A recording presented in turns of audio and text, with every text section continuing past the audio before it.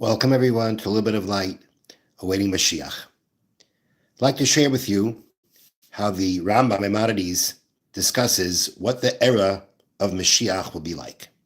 This comes from the Rambam in his Mishnah Torah, in his code of Jewish law, Hilchas Malachim, the laws of kings, Perek Yud Beis, chapter 12, and these will be paragraphs Dalet and Hey, Halacha Dalet and Hey, paragraphs 4 and 5.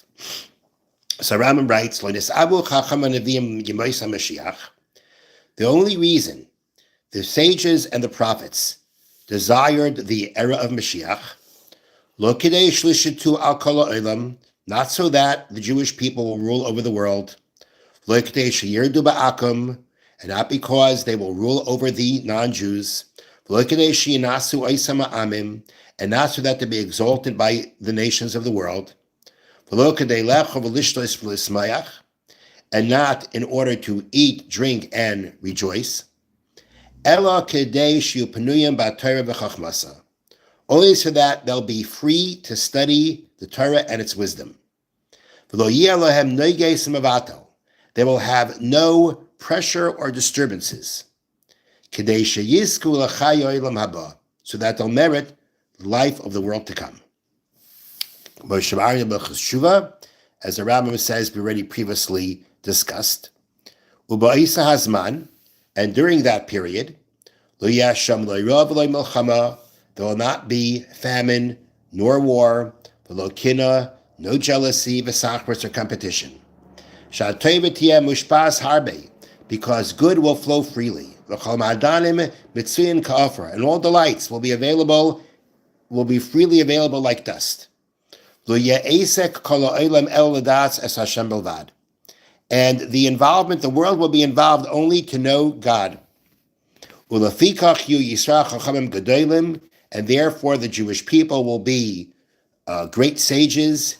They will be knowledgeable of hidden matters. And they shall be able to perceive and to understand their Creator according to what is humanly possible.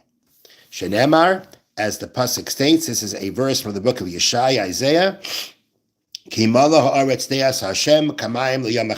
world will be filled with the knowledge of God as the waters cover the ocean bed. So these are the Rambam's famous words of how he describes what will the era of Mashiach be like. And as he says, what was the reason why, he says, the sages and the prophets desired this time? So that they'll have no disturbances from being able to study Torah. For what purpose and towards what goal? So that they will merit life in the world to come.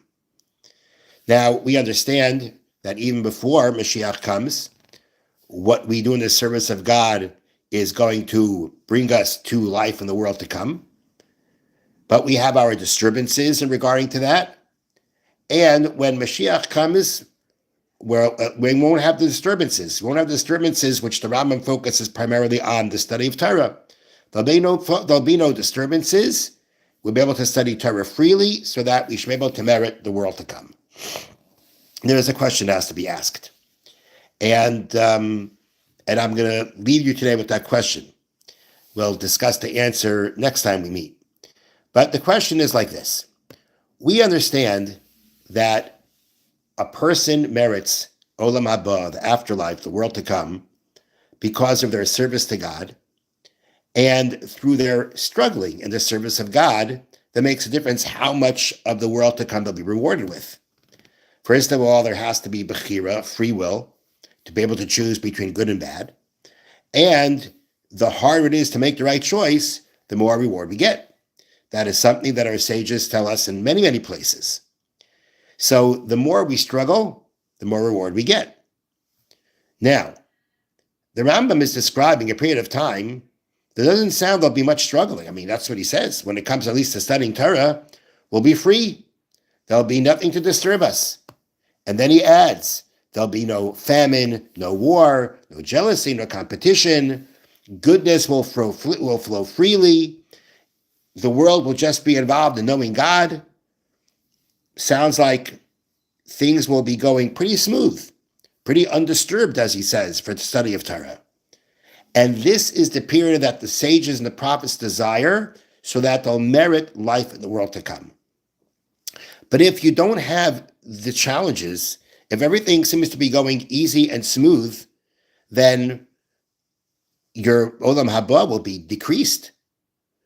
As we've said, our reward in the world to come increases, is measured by how hard is the struggle, the challenges involved in our being able, in our service of Hashem. Our sages say, a mitzvah done without struggle compared to a mitzvah that's done with struggle, with challenges, that reward of that mitzvah is 100 times more than the other.